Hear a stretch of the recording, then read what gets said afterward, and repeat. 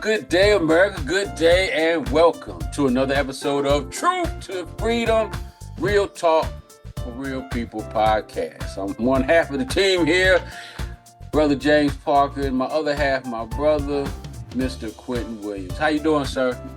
Doing well. How are you? Everything is well, sir. Can't complain. Another day in the neighborhood. How that little girl of yours? Doing good. So she's teething this week, so she's been very irritable. Hey, you know the old school. Get you a little tonic there, a little hot toddy there, and soak them teeth. You'll be just fine.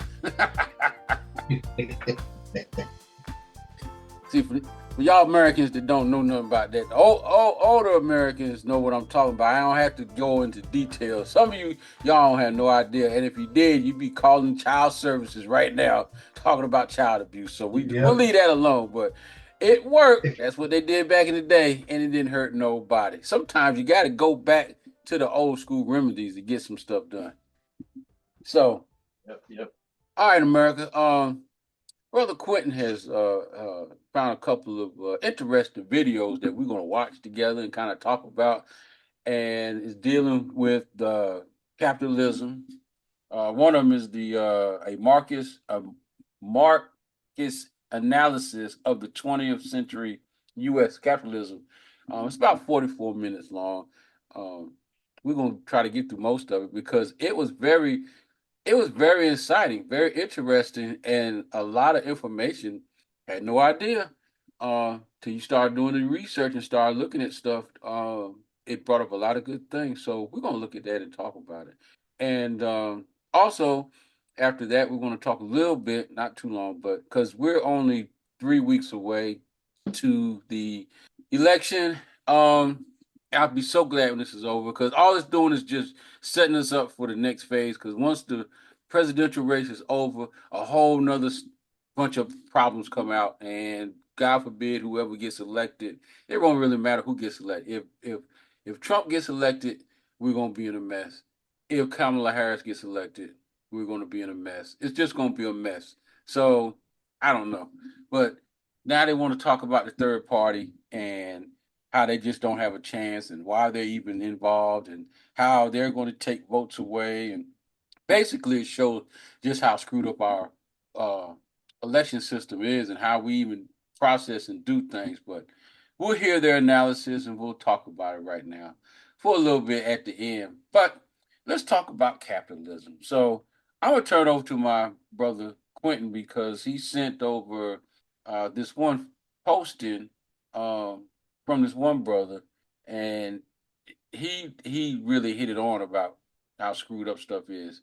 But I'll let Brother Quentin talk about that. Go ahead, Quentin.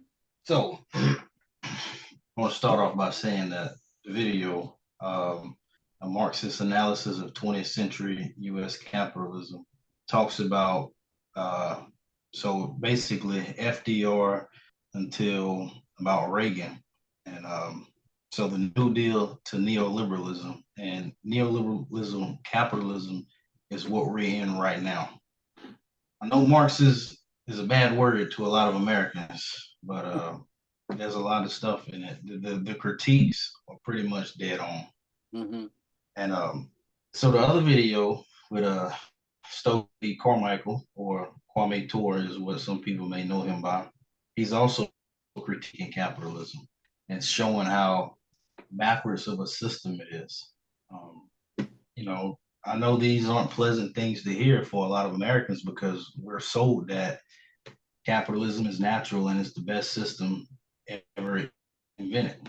But I think this is like people like him are good because this is how you have progress and healthy debates. You know, everything has pros and cons. It doesn't matter how small it is.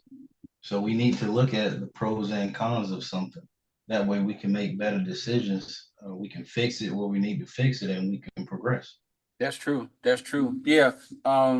Because again, and matter of fact, I like the video it sent. They were talking about how they wanted to let the system correct itself.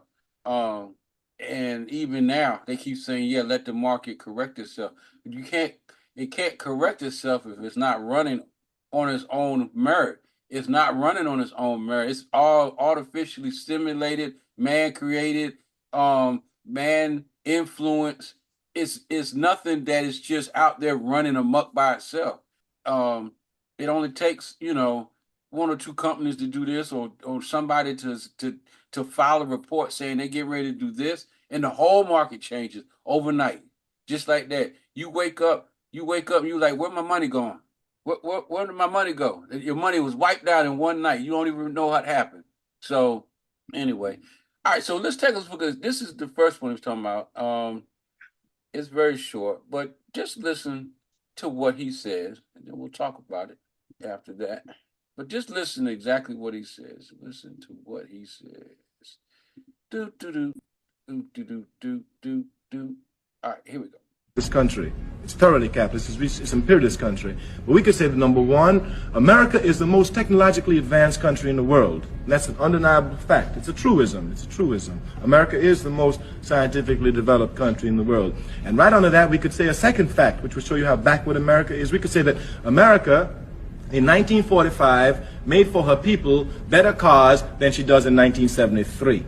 And if you analyze this, you'll see how vicious the system is, because here's America with its great technological skills, its great scientific ability, and rather than making a safe car for people that will last 20 years, which they can do with the scientific knowledge that's at their fingertip, they rather take this knowledge and build a car which will break down every 2 years, so you're forced to buy another car. Thus, you see, under capitalism, what they do is they take their scientific skills, and rather than using it for the benefit of the people, they use it to further exploit the people. And certainly this type of system is too backward.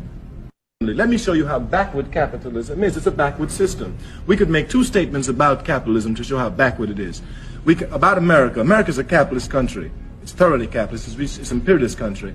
But we could say that number one, America is the most technologically advanced country in the world. And that's an undeniable fact. It's a truism. It's a truism. America is the most scientifically developed country in the world.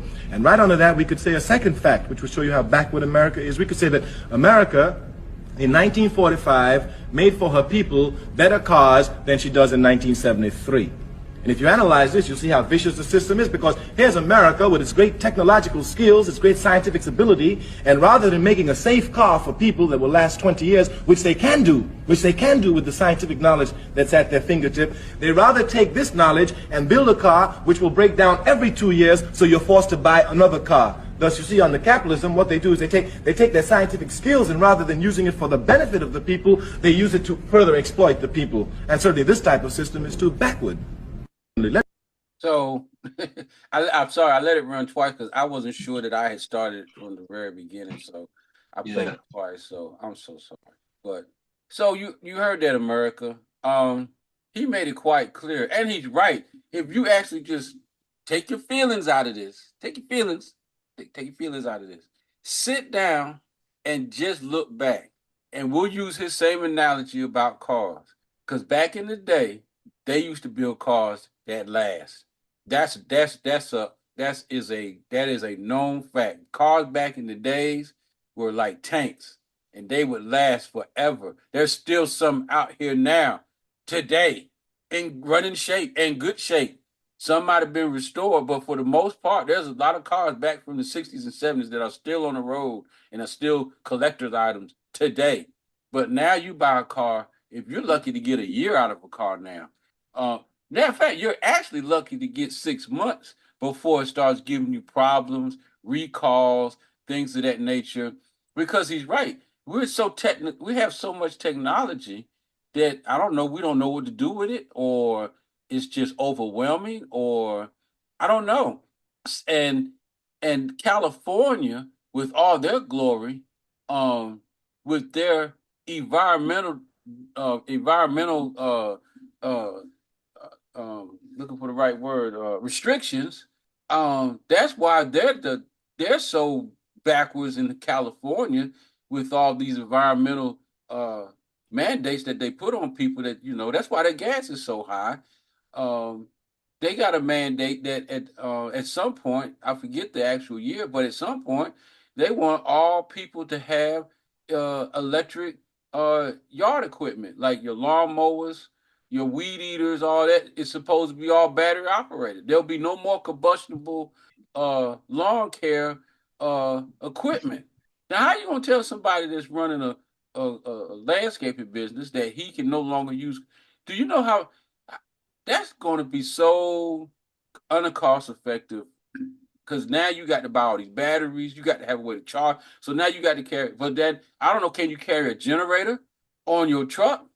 Because that's not environmentally friendly.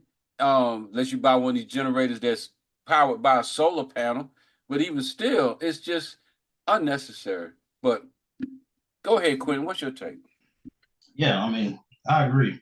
But like he said in the video, with all the technology we have, I'm sure they could make a bat. I mean, of course, we have battery powered lawn equipment now. Some are actually better than others, but the whole issue and the point he's trying to make to add context to this is we have a system in which money matters more than advancement. Money matters more than human safety and human health.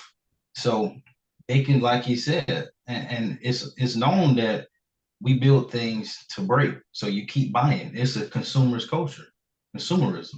So of course, I think they could build some electric equipment that I don't know run for 2 days before you got started. I mean, they've done well with the electric cars Yeah. if they actually, like he said, build them to where to the right. I mean, because think about it, the scientists that we have and the scientific advancements we've made in the last 30, 40, 50 years have been like astronomical. They found a lot of stuff, but you know, if they can't profit off of it, then it's useless to them. It doesn't matter. It doesn't matter if it's good for us, it'll be good for the environment, or if it's actually good for the economy.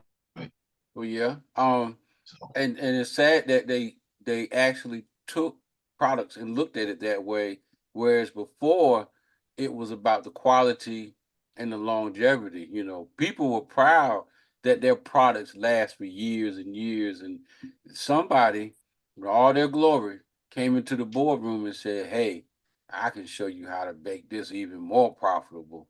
If you just do this and leave this out, they'll be buying one every 3 years or whatever instead of every 7 or 10 years. They're buying it every 3 years, and I think it just ran amok from that point on because that was really uh, the cornerstone for a lot of businesses. They would make commercials about how my product or whatever it might be lasts forever. They would put that claim on this will last you forever. You buy it one time and that's it. Now, like you said, that's not with all the technology, it's possible to buy things that last a while. But no, they take technology and just put us in debt with it because now you're spending X amount of dollars. Matter of fact, case in point, washers and dryers. Washers yes, washers used to last forever because my wife, when I met her, she had her original washer. I think it was a Maytag. Because back, yeah, Maytag, Whirlpool, Kenmore, all of them was like serious oh man, that was what people bought, man, because they knew that they was buying something that was gonna last. Man, washers you buy a washer back in the day in the 60s, 70s, and that thing was a workhorse and it would last. Man, that thing would be rusted out and still be running and working before you had to throw it away. Now you buy a washer. In fact, it didn't happen to me. I bought never do it again. Uh, this is just my opinion. I don't have no claim to this, but I'm just telling you my opinion. Don't buy Samsung washers, okay? They do good for no, TVs and things of that nature, but do not buy their washers. We bought a Samsung washer because they had all these features and the commercials were promoting them. We thought it'd be a good washer. Man, that washer was nothing but a nightmare. And that thing, it actually started giving us trouble within the first year. Guy had to come out here and replace a belt or something in it. I don't know. But that thing had never worked like it's supposed to. We finally got rid of it and got a Whirlpool, and it's been running like a champ ever since. But um, that's just a case in point. Now washers and dryers that used to last for a good long time. If you're lucky to get a year out of it, that's going doing something. since you said that, we bought a washer and dryer last year, and we bought it from Best Buy, and the guy who sold it to us told us he's like, "Yeah, I ain't even gonna sell y'all Samsung washer and dryer. I'm gonna tell you that." He wouldn't even sell us one. So, so see, America, I ain't just saying something to be saying something. There's some teeth in that. When I said that, and so here, that's but what does that say when the man is supposed to be making a commission off his sales to tell you straight up, which that's good to know that there are Americans out there that still believe in value and believe that if I'm gonna sell you something, I'm gonna at least sell you something that's worth your money and not just sell you something to be selling you something so I can get the commissions off of it and go on about my business, and then you got a piece of junk at your house. So I'm glad that he was willing to tell you that. But like I said, I don't know what it is about Samsung watches, but everybody that I know that has one did not like it and ended up getting another one. So that's just the food for thought, America. You can do what you want. So. I got two. Only I want to. I got two examples from what we was just talking about. Mm-hmm. So did you see the article from that was published about McDonald's about the ice cream machine and why it was always breaking? I didn't get a chance to read that. No, I didn't.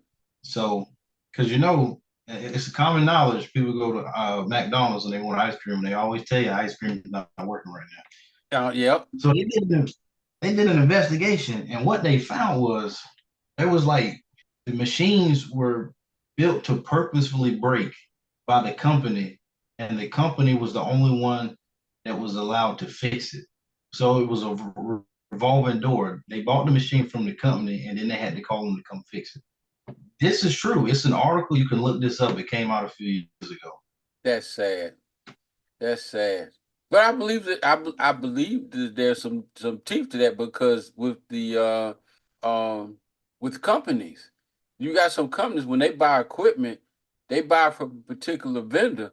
They have to call that vendor because nobody else can work on it. They got it. They made it. They made it that way. They made it to where you can't call the average Joe. Because remember back in the day, you used to have handymen fix.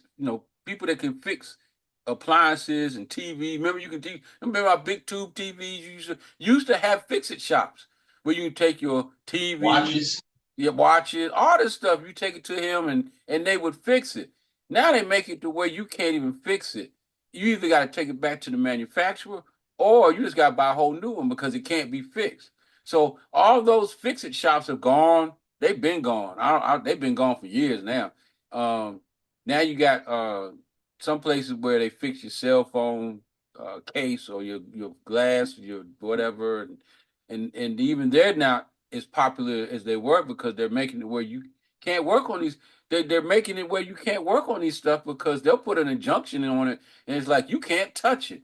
You can't get parts. You try to order parts. Nope, if you're not a licensed, valid vendor for their company, you can't even just order parts to fix anything no more. So I believe it.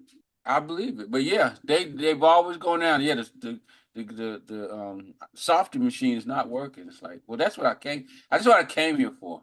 I came here for that. Yep. What's the other one?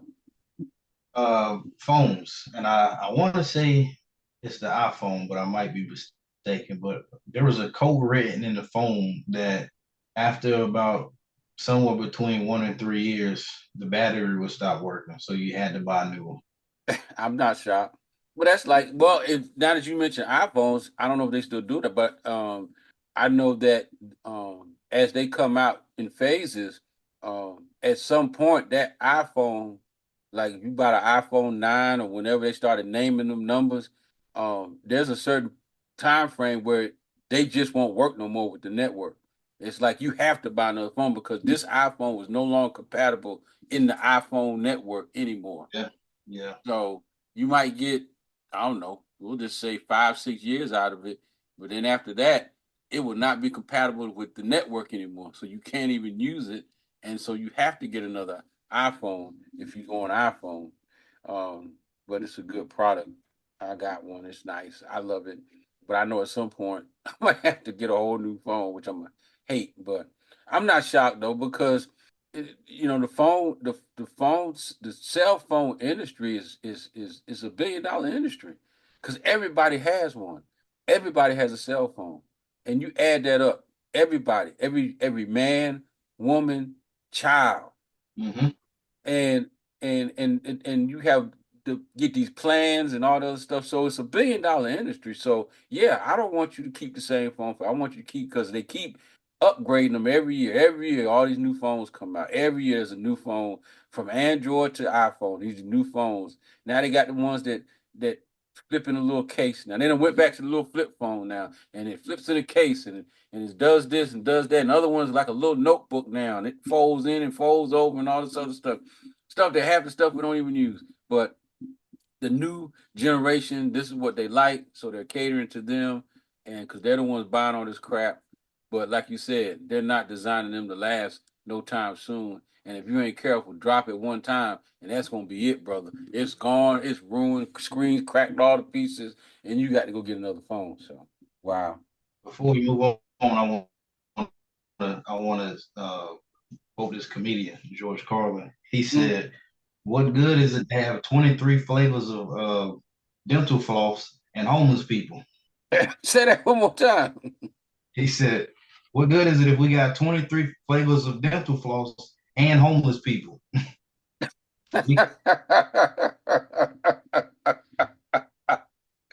I never thought about that. Wow. I never thought about that. That's George Carlin. That's a good. Wow. Okie dokie. So, all right. Let's move into your video, the analysis of the 20th century U.S. capitalism. It's like I said, this was a good video. You can have it on YouTube. But it brings up some stuff, and we'll talk about it. Okay. Let's see. Let me find my computer charger. Fell behind my desk. While you doing that, let me get this sharing. And so this first part of this, what we're going to look at, they're going to talk about the wages that workers were earning, incompatible with the productivity or profits of the company of making whatever they were making or whatever they was doing, and how for so long they stayed pretty much in line with each other, and then at some point they started to separate, where profits kept going up, but wages didn't keep up with the products, which is why we're in the situation that we are now. Can you imagine if wages had kept up with earnings from company earnings, how better off we would be? And that's and y'all gonna like this video because it brings out some great points that if we had done like they say now, just left the market alone and let it just do what it do, and let people's wages go and coincide with the productivity of the company would have never lost anything. Company still would have made money. It just would have been that the workers would have been able to share it in the wealth with the company as they moved up the ladder. But they didn't want that. They just wanted us to stay down here on the ground while they moved up. So anyway, let's take a listen. Is a chart from the Bureau of Labor Statistics that's measuring two different trends. The orange line represents productivity, or total value of goods and services produced by U.S. industry, while the red line over here represents worker compensation, or the total value of wages received by workers in those industries. The purpose of showing these two trends side by side is to take note of the relationship between them. We can see that from 1945 to approximately 1970, the growth between total value output and wages remained constant. As workers produced more value output, they received a proportionate increase in compensation. However, we can also see at the beginning of the 1970s, this trend came to a gradual halt as wages began to stagnate. This trend continued for 50 years, and today, in 2023, wages remain at the levels they were at in the 1970s. But on the other hand, as the total value output of the productive sector continued to increase, stagnating wages spelled higher profits for corporations. Today, through rapid inflation, poorly paid jobs, and precarious contract labor, much of the working class is discovering that their wages are insufficient to purchase the things that previous generations were easily able to afford. In 2023, the inflated price of groceries, housing, and energy continue to hollow out the middle class and generate waves of anger and dismay among working people. Talking heads continue to point to this or that individual phenomenon as the cause of the crisis. COVID, banking deregulation, the war in Ukraine, anything China does, and so on. But to grasp the historic roots of the current crisis, it is crucial to understand what this chart is saying, where we were, where we are now, and how we got here. certain economic truths have become accepted as self-evident. A second Bill of Rights, under which a new basis of security and prosperity can be established for all.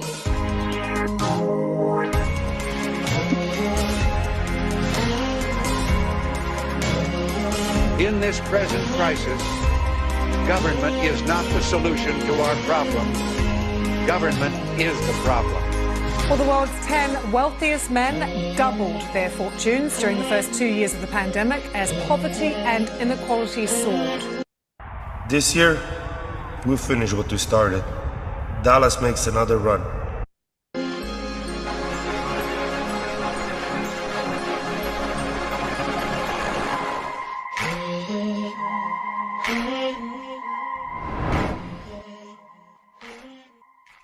So right now they're going to talk about the Great Depression. The early 20th century was a turbulent period in the history of the capitalist mode of production. As capital accumulation continued to expand, it eventually grew beyond the confines of the nation. Capital had become global, and the antagonistic relations it gives rise to also became global.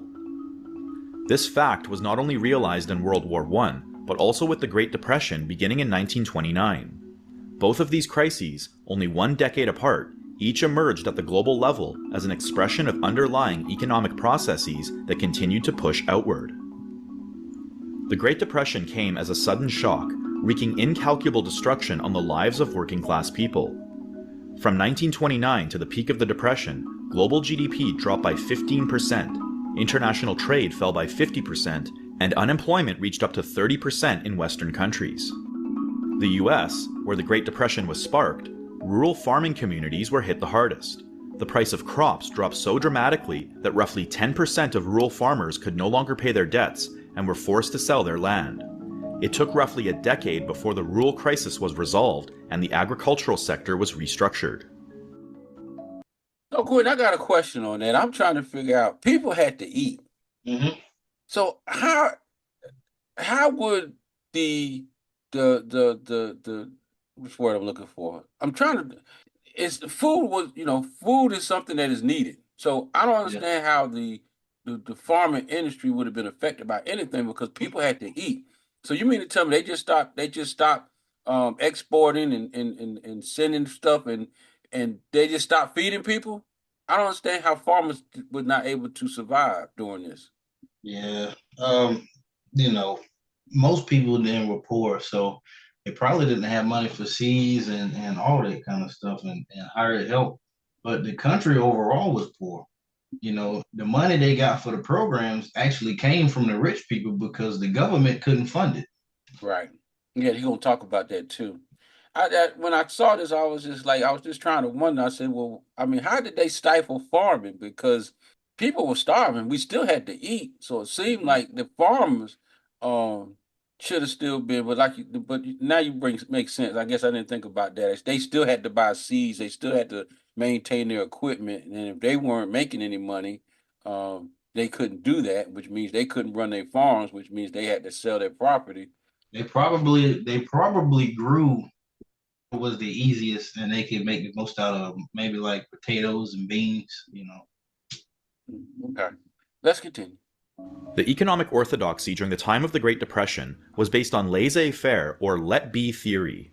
The Austrian School of Economics, who spearheaded this theory, had always argued that capitalism did not produce general economic crises, but only isolated temporary downturns in particular industries.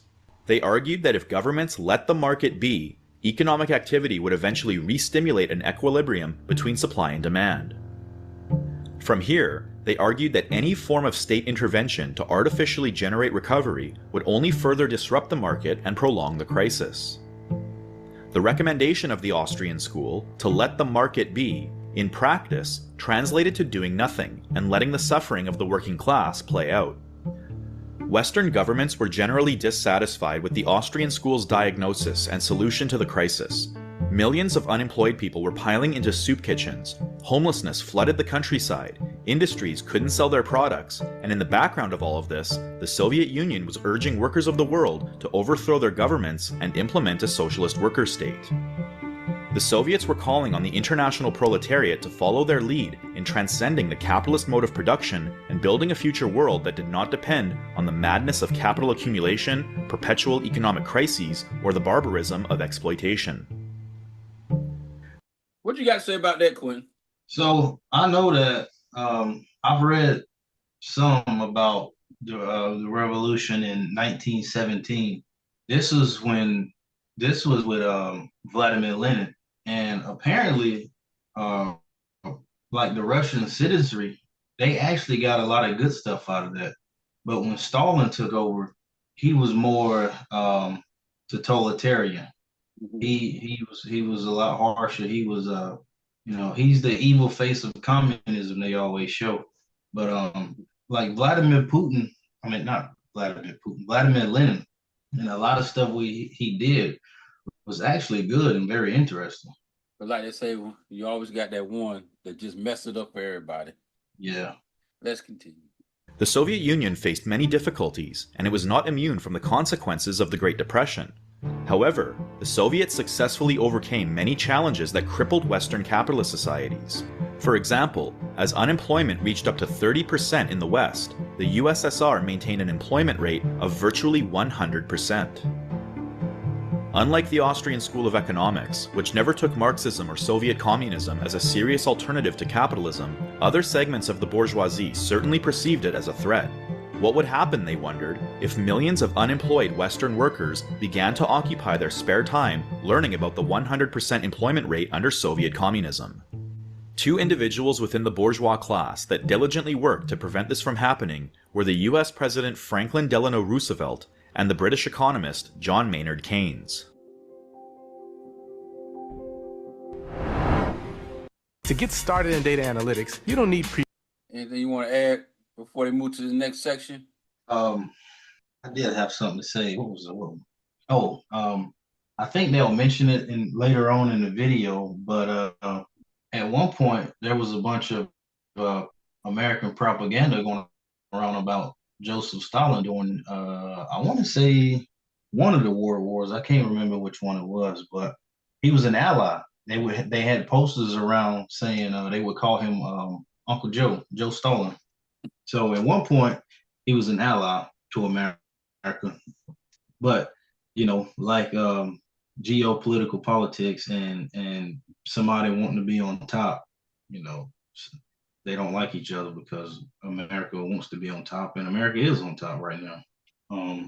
Also, around the time of the Great Depression and those early years, the early 1900s, America had a very high rate of the citizenry were socialists and communists, and that's actually what got FDR to pass the reforms he did, because they were protesting. And they were actually getting ready to have a revolution, but that's how he stopped them. Okay. See, America, they don't teach you this in history class. You get a history lesson. This is what they should be teaching our kids, so that we have a better, stronger economy, a better, stronger nation, so that we knew our history and not to repeat the mess that we got going on. But anyway. Previous experience or a degree. The Google Data Analytics Certificate. All right, now we're going to talk about the New Deal. Franklin Delano Roosevelt, or FDR, was elected US President in 1932 on the promise of offering a New Deal to the American working class. American socialist and communist parties were already growing, and the economic crisis was pushing greater numbers into their ranks. FDR understood that without some type of economic relief, the working class would continue to be attracted to the socialist alternative. Therefore, in order to save capitalism, FDR needed to present it to the working class as the superior alternative to socialism. FDR was largely inspired by the British economist John Maynard Keynes, who, like FDR, was a capitalist that wanted to save capitalism from itself. Keynes opposed the laissez-faire approach of his Austrian colleagues, who took a supply-side approach to economic questions, by arguing their position from the perspective of sellers, or capitalists. Keynes, however, advocated for a mode of economic governance that held greater concern for the purchasing power of workers as a means of keeping the cycle of production and consumption in motion. Keynes understood the necessity of supply-side economics, but also pointed out the dependency that supply has on demand. He argued that without a growing demand for consumer goods, supply would eventually seize up and the economy would re-enter a crisis. Keynes's theory was significant because it was an expression of the bourgeois class coming to terms with the fact that capitalism had created a general crisis, a crisis of a magnitude that required a dramatic restructuring of the economy. FDR applied Keynes's ideas and similar ideas into policies that were highly favorable to the working class. In 1933, a series of laws were passed by Congress and a number of executive orders signed by FDR to institute the New Deal, a sweeping set of programs and agencies to facilitate relief, recovery, and reform. The New Deal immediately introduced a number of reforms that directly improved the economic condition of the working class. Unemployment insurance, payments, and benefits were widely distributed to millions of jobless workers, and in 1935, the Social Security Administration further expanded similar benefits related to old age retirement, disability, and maternity leave.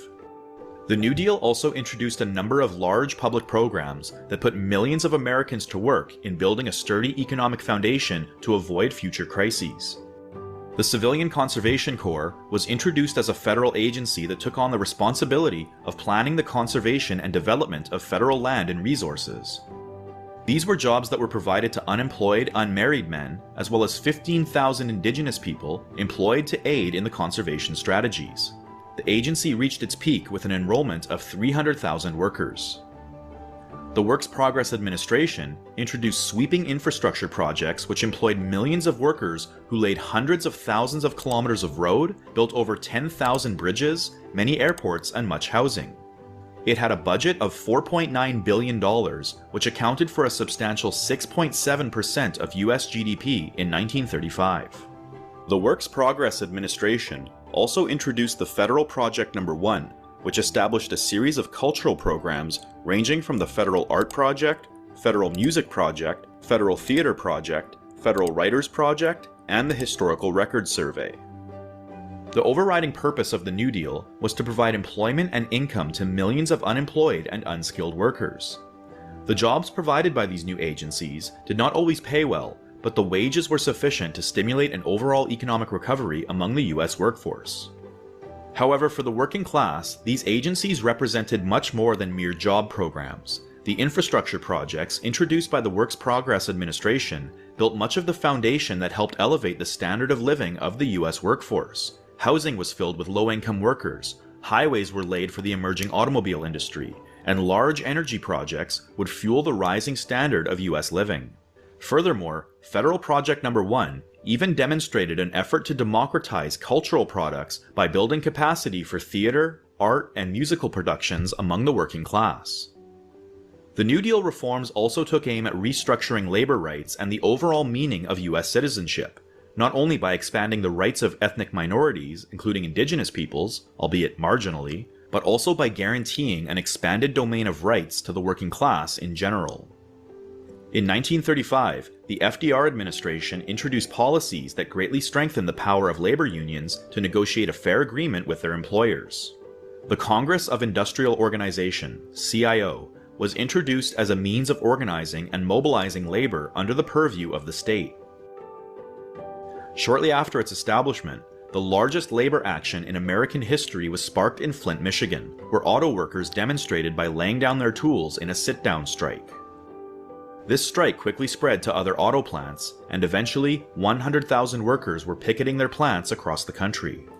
As the situation escalated, workers became involved in violent clashes with police, with 14 injured. The Vice President, John Vance Garner, supported the idea of bringing in federal troops to break up the strike, but FDR rejected his proposal and instead urged capitalists in the auto industry to recognize the legitimacy of the United Auto Workers Union. With this support from FDR, the strike was a great success, and the United Auto Workers registered over 100,000 members to their union in the aftermath. The widespread establishment of labor unions was a tremendous advancement in the power of industrial workers to negotiate collective bargaining agreements and raise issues with their employers, including safety, wages, time off, and other newly established worker rights. So this is interesting. You would think, and you brought this up before, is about just the compassion for another human being. So you would think these companies would have compassion for these people that's working for them, make sure they have safe work environment and all the other stuff that come along with working. Because I'm coming here, I'm spending majority of my day I'm spending here at your company, making money for you, and I got to form a union in order to make you do the right thing. And I don't understand why nobody saw nothing wrong with that. That they wanted to shut them down and union busting and all this other stuff. So it just shows how greedy America is, even back then. Yep. I just thought that was interesting. Anyway, let's go. FDR's vision for the future of the US even went beyond what he was able to achieve with his New Deal. During World War II, the US had become so extraordinarily wealthy that FDR, along with many others, believed that the progress and status of the US worker would only continue to rise in the years and decades to come. By the early 1940s, he even went so far as to publicly propose the idea of a second Bill of Rights. Certain economic truths have become accepted as self-evident. A second Bill of Rights, under which a new basis of security and prosperity can be established for all, regardless of station or race or creed. Among these are the right to a useful and remunerative job, the right to earn enough to provide adequate food and clothing and recreation, the right of every farmer to raise and sell his products at a return which will give him and his family a decent living, the right of every businessman, large and small, to trade in an atmosphere of freedom, freedom from unfair competition and domination by monopolies at home or abroad, the right of every family to a decent home, the right to adequate medical care, and the opportunity to achieve and enjoy good health, the right to adequate protection from the economic fears of old age, sickness, accident, and unemployment, the right to a good education. All of these rights spell security, and after this war is won, we must be prepared to move forward in the implementation of these rights to new goals of human happiness and well-being. This was a bold set of guarantees that would greatly enhance the material condition of the world. So Quentin, that's what I was talking about when we was talking about this video, when he got to say, oh, that stuff makes sense. Yeah. I mean, I'm like, if they had implemented and really worked on that back then when he put all this into play, we probably wouldn't even be in the situation that we are now. Nope. I'm listening to this. I'm like, well, damn, this dude got some sense. I mean, it makes sense to me. No, he's arguably America's greatest president. I mean, he's the reason why there are the president only serves 2 terms, because he won 3 times. So they said this ain't gonna happen again. Yep. So the business community was split. So some of them, they like FDR, they agree with his policies, and they'll fund these things. They don't have an issue funding this. Just like that podcast I sent you, Pitchfork Economics. Yeah. He's one of those guys who would have no problem giving his money to fund programs for America. But then you have the other side, like the Koch brothers, who want to tear all this stuff down so they can make more money and keep us down. Yep. I got you. Continue. The working class. However, in order to pay for these reforms, which placed a heavy strain on the budget of the bourgeois state, FDR introduced a heavy tax on corporations, which reached as high as 94% for the largest income earners. Unsurprisingly, there were many within the bourgeois class who despised FDR. In fact, shortly after FDR's election, a small number of industrialists and financiers from large enterprises such as DuPont and Chase Manhattan Bank even plotted a fascist coup to have him overthrown and replaced by a military general. This coup d'etat never materialized, but ruling class efforts to reverse FDR's expansive reforms would continue to persist for decades to come.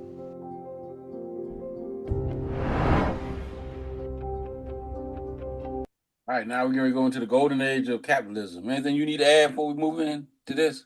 That coup d'etat is kind of interesting. We've seen similar things kind of play out the same way. You know, people keep denying the legitimacy of January 6th, and they try to make all these excuses. But those people really would have tried to take over the White House.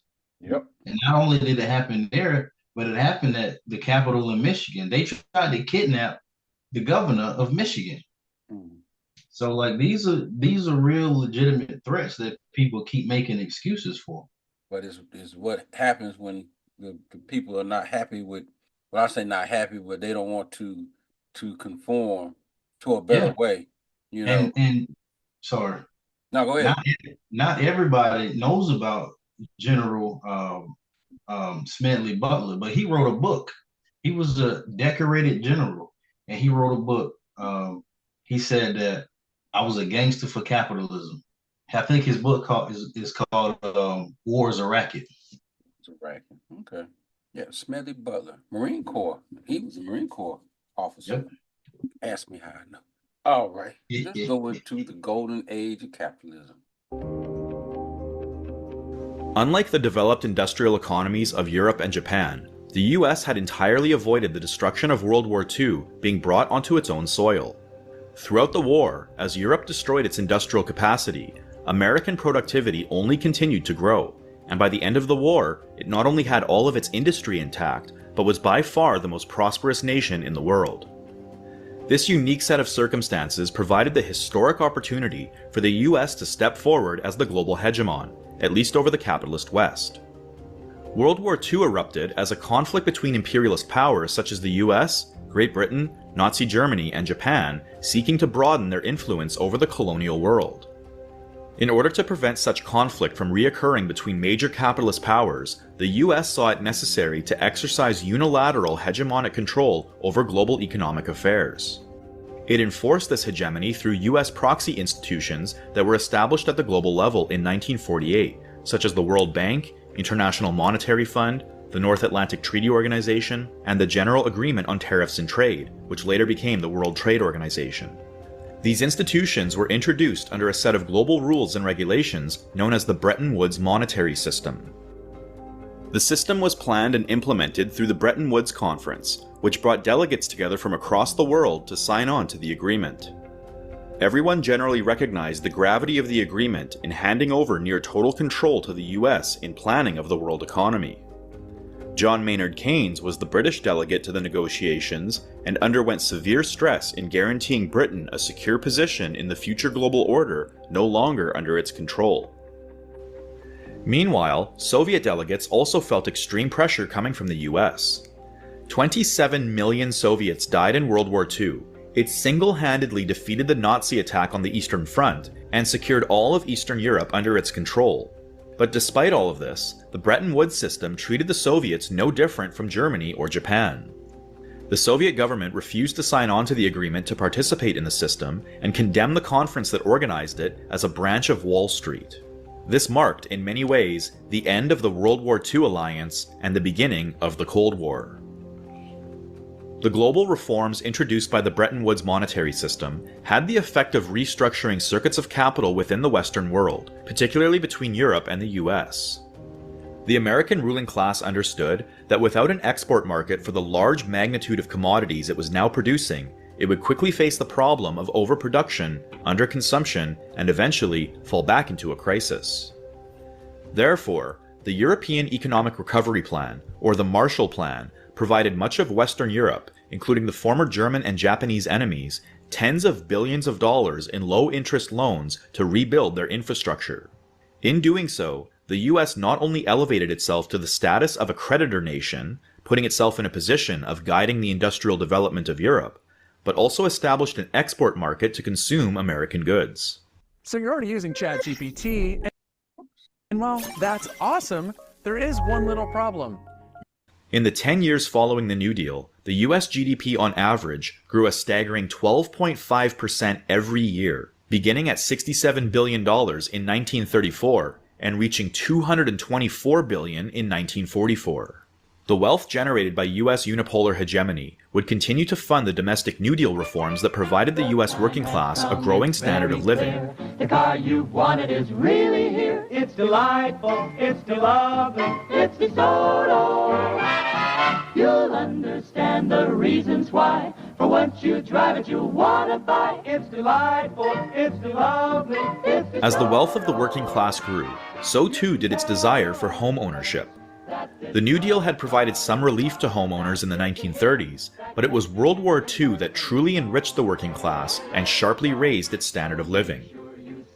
If we return to the graph we started with, we can see that from 1945 to 1970, the US working class standard of living continued to climb and correlated with the general growth of total wealth.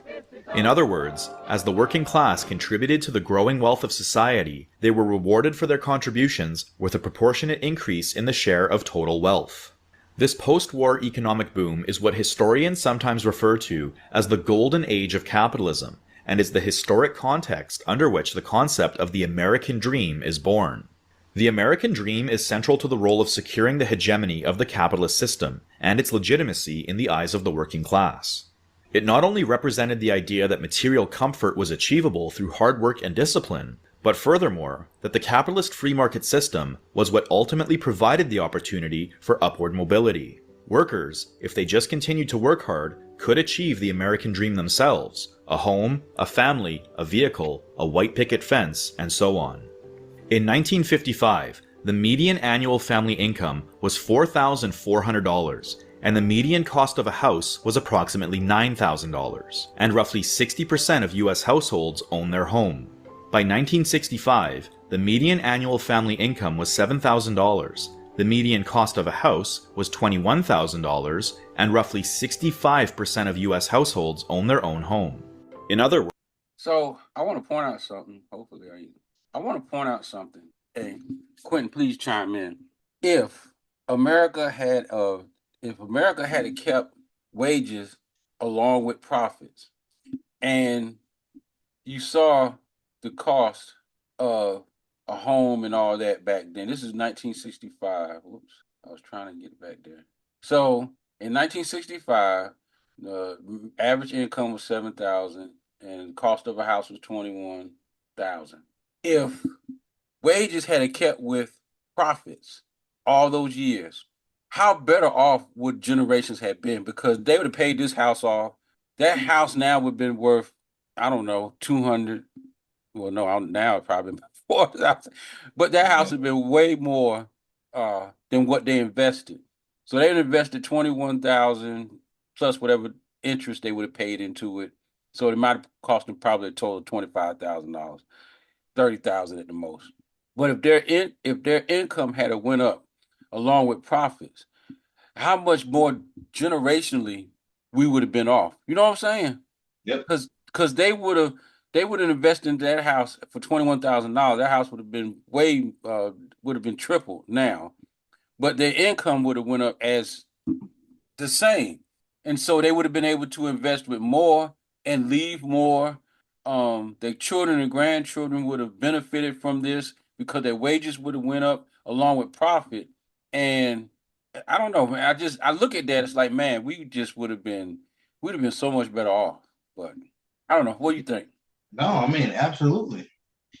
At one point, they said that, and I'm sure it's probably more now because everything is going up. And this was a few years ago when they originally did this, I guess, study, as you can call it.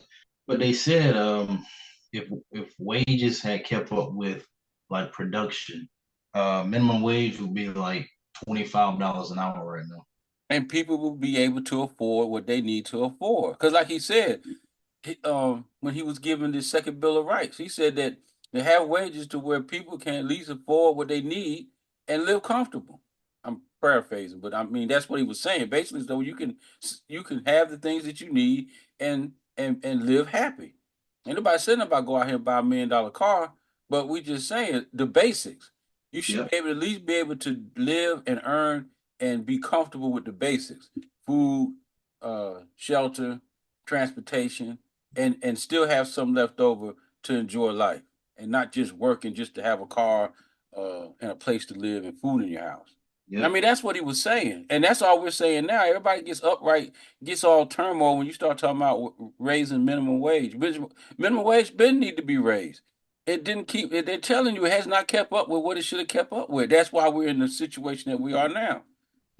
So I hate when they do that. They like, I mean, shoot, they might as well put everything back in online like it's supposed to be, because I don't know if anybody's been to McDonald's lately, but do you know a Big Mac meal is $10? Mm-hmm.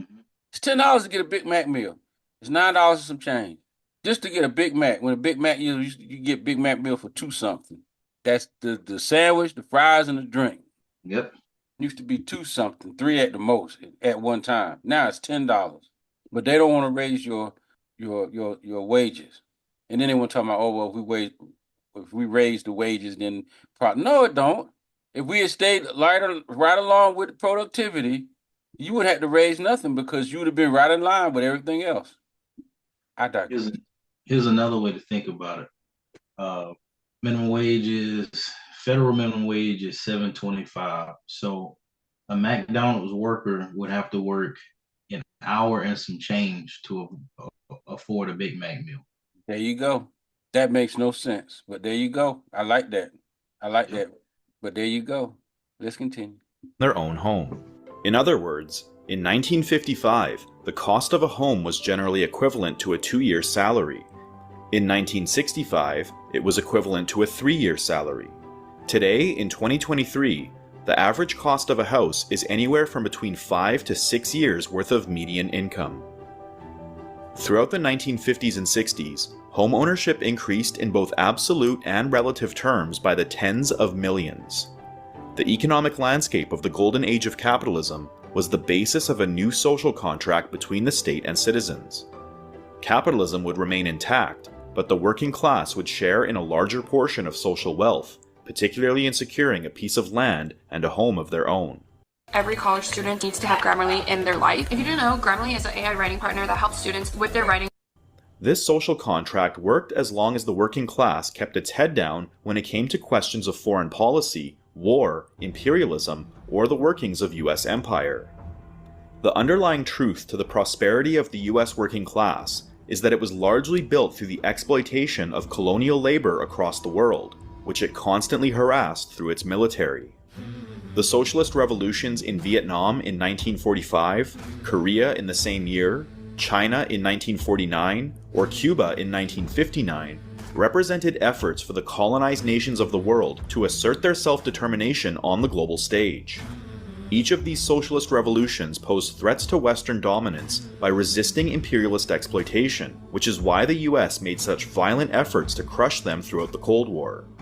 Even the US President Dwight D. Eisenhower made a dire warning to the American people regarding the nation's growing dependency on the military as a branch of industry. Our military organization today bears little relation to that known of any of my predecessors in peacetime, or indeed by the fighting men of World War II or Korea. Until the latest of our world conflicts, the United States had no armaments industry. We have been compelled to create a permanent armaments industry of vast proportions. Added to this, 3.5 million men and women are directly engaged in the defense establishment. We annually spend on military security alone more than the net income of all United States corporations. Now, this conjunction of an immense military establishment and a large arms industry is new in the American experience. The total influence, economic, political, even spiritual, is felt in every city, every state house, every office of the federal government. We recognize the imperative need for this development, yet we must not fail to comprehend its grave implications. Our toil, resources, and livelihood are all involved. So is the very structure of our society. In the councils of government, we must guard against the acquisition of unwarranted influence, whether sought or unsought, by the military-industrial complex. The potential for the disastrous rise of misplaced power exists and will persist. We must never let the weight of this combination endanger our liberties or democratic processes. Throughout the 1950s and 1960s, the brakes were effectively applied to unrestrained laissez-faire capitalism, But as reflected in Eisenhower's warning, the power of capital was still alive and well. FDR kept the capitalist system alive, and in doing so, maintained the class contradictions that led to economic crises. Maintaining class control over the means of production also meant that real social power, economic power, continued to reside under the control of the capitalist class. So long as the means of production remained in the hands of the bourgeoisie, it would use its economic power to influence economic development and state policies, whether in the form of war. What's that?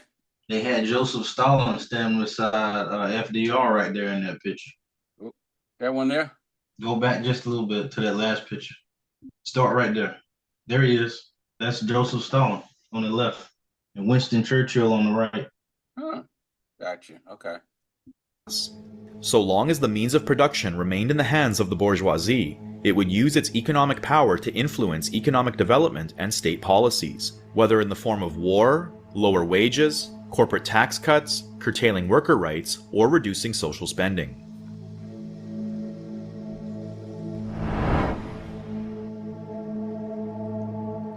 The New Deal did not replace the capitalist class as the producers of commodities, and therefore it remained free to control the price of goods. The state could make all efforts to promote higher wages, stronger unions, and greater social reforms, but if it simultaneously permitted capitalists to simply raise prices whenever workers received more income, then the state reforms were only temporary. The workers would gain wealth, and all the prices would rise. They would strike for higher wages, gain wealth, then prices would rise once more. Workers would go on strike again, gain higher wages, and so on and so on. This process finally reached the peak of absurdity in the 1970s after spiraling inflation led to a sharp rise in prices and wages. In 1970, Richard Nixon finally implemented the Economic Stabilization Act through executive order, giving him the power to implement a 90-day price freeze on goods and wages to control price inflation.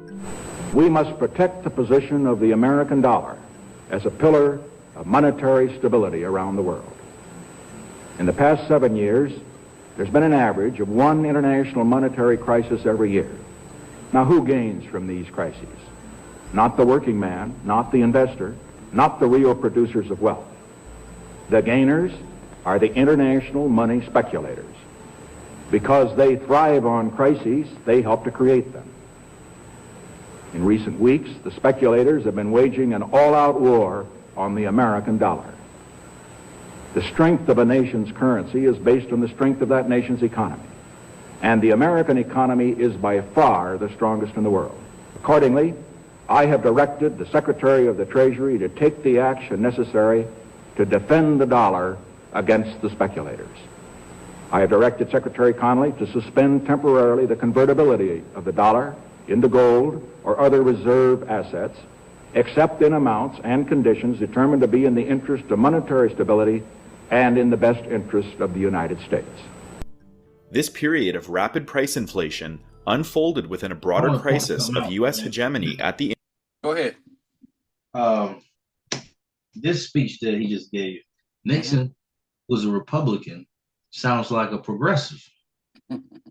Now, we can use this information and to look at today's Republican Party and see just how far to the right they have gone. They're off the political charts at this point. Wow. That's all I have to say. So, in other words, to make what he was talking about, he just flipped the script, I guess. Well, he's making common sense, and he's actually trying to save, like, you know, this is patriotism. This is him caring about his country. But now we have these extreme Republicans who don't care about nothing but making money. You didn't say that, did you? You said that out loud. I did. International level. The Bretton Woods monetary system gave the US dollar supremacy by pinning it to the price of gold. This meant that as new goods entered the market, new gold needed to enter the market to maintain stable prices. In essence, there needed to be a delicate balance between the magnitude of commodities in the market, the amount of currency in the market, and the amount of gold in the market. This system worked as long as this delicate balance between these three commodities could remain stable. However, it wasn't long before it became clear that gold production would simply not keep pace with the production of goods in other industries. The US was therefore forced to continually debase its currency from the gold standard, which translated into devaluing the currency in relation to the price of gold. This sent the US ruling class into a crisis. Without the US dollar backed by gold, it was hardly any better than any other national currency used in world trade. Stop asking research questions to ChatGPT. Its answers are not reliable. As the Bretton Woods system collapsed, the US found a new commodity to pin its dollar to: petroleum. In 1973, Saudi Arabia signed an agreement to sell its petroleum on the world market in US dollars. This meant that anyone purchasing oil from Saudi Arabia would need to borrow US petrodollars before making the transaction. Saudi Arabia was granted virtual immunity from US criticism and a secure seat at the table of global power. Meanwhile, the petrodollar allowed the US to maintain its global hegemony by keeping its currency pinned to a universally desirable commodity. The crisis also gave renewed opportunity for laissez-faire economists to present their economic theories as a guide towards renewed economic prosperity. The 1930s classical theory of the Austrian school re-emerged with a new face in the 1970s as neoclassical theory out of the Chicago school. There were many thinkers of the neoclassical school that influenced public perception and government policies related to the economy, but the poster boy of neoclassical economics and neoliberalism was Milton Friedman. The real fundamental principle is that people individually should be free to decide how much they're willing to pay for reducing the chances of their death. Now, people mostly aren't willing to pay very much. Milton Friedman was an economics professor at the University of Chicago who developed a renewed vision of Austrian economic theory under the banner of freedom. He taught his students that capitalism equated to freedom at every level of society, economics, and politics. A group of his students, known as the Chicago Boys, came from Latin America to study economics at the Chicago School. After their studies, they returned home and were given the opportunity to materialize their neoclassical economic theories with the overthrow and murder of the socialist Chilean president Salvador Allende in 1973.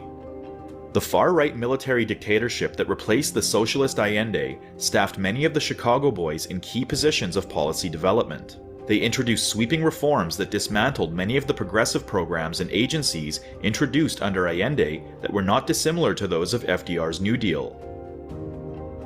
Along with the assault on Chilean institutions was an outright attack on tens of thousands of socialists and communists who were tortured and murdered for resisting the rise of Pinochet's founding brand of neoliberalism.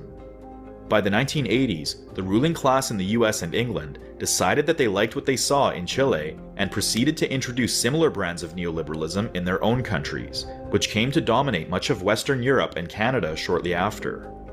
It was, once again, a drastic shift in the social contract between the state and working class, only this time it was not based on a New Deal, but naked exploitation of the working class.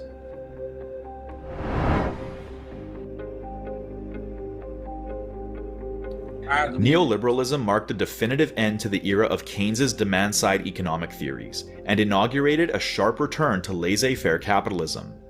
In general, it ushered in a decline in corporate taxes, privatization of public assets, deregulation of industry and finance, curtailment of labor power, reduction in social spending, and an overall rise of unfettered private property.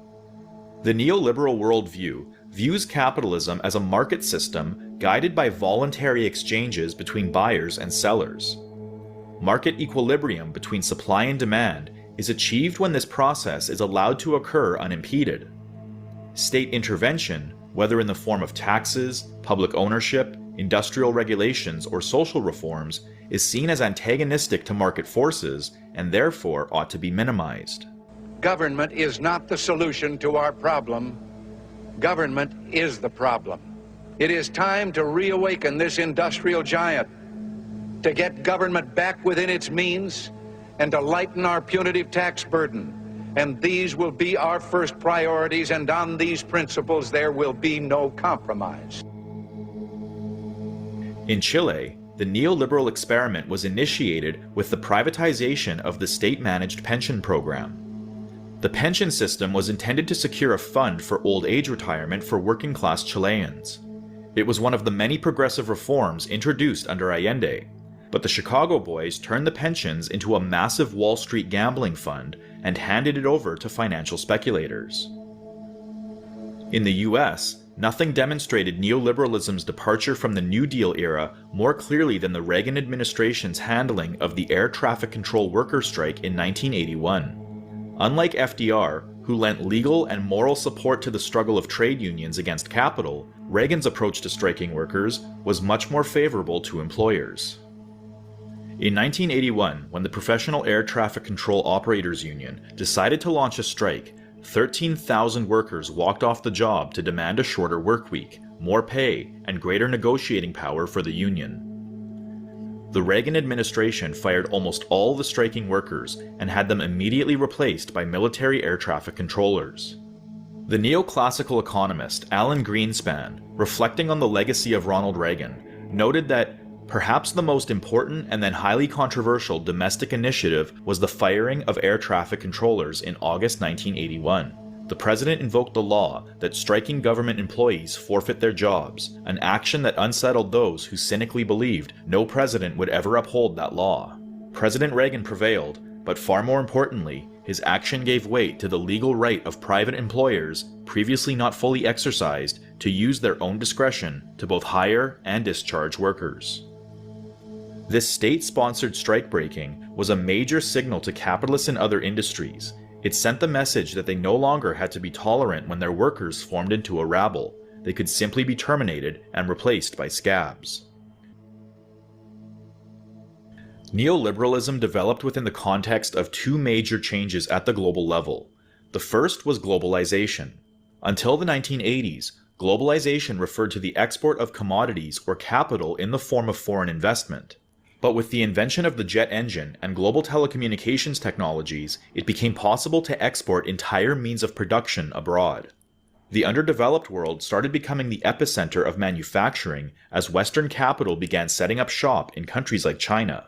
In the US, well-paying jobs in manufacturing, such as the auto sector, started becoming squeezed out by foreign competitors, such as those in Japan, and needed to reduce labor costs by moving production abroad. This led to widespread deindustrialization in the West, but widespread industrialization in places like China. The second major global transformation was the collapse of the Soviet Union. Mr. Gorbachev, tear down this wall. After the fall of the Berlin Wall in 1989 and the collapse of the Soviet Union in 1991, neoliberalism implemented the shock doctrine that it used in Chile to privatize Soviet state assets. Infrastructure and other public assets that took decades of labor, funding, wars, and working-class sacrifice to build were all robbed by capitalist vultures who swooped in to gobble them up at discount prices. In the early 90s, it appeared as though neoliberal capitalism had triumphed. Soviet communism was gone, and China was opening up to the world market, slowly integrating itself into the global capitalist system.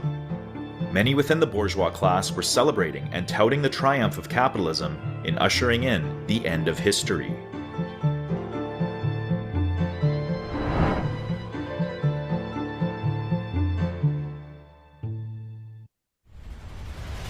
EVE Online on Mac immerses you in a universe with The fall of Soviet communism and the consolidation of China into the global capitalist system represented the overcoming of major barriers to capitalist expansion.